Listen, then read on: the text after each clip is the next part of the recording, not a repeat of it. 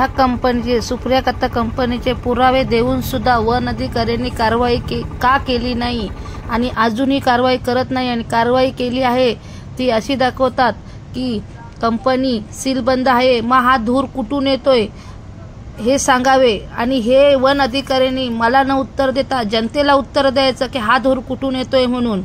आज 2 महिने चौकशी करतोय हेच चाललेलं आहे। म्हणजे उडवाउडीची उत्तरं देऊन एखाद्याच्या डोळ्यात धूळ फेकल्यावानी वन अधिकारी तिथले करत आहेत आणि उत्तरे उपोषण हे व्हिडिओ देऊन उपोषण केले। उपोषणात लेखी स्वरूपात देऊन सुद्धा वन अधिकारी कारवाई का करत नाही हे मला उत्तर द्यायचे आहे। आता मी वन अधिकाऱ्यांनी ह्याच्यावर तात्काळ कारवाई करावी कंपनीची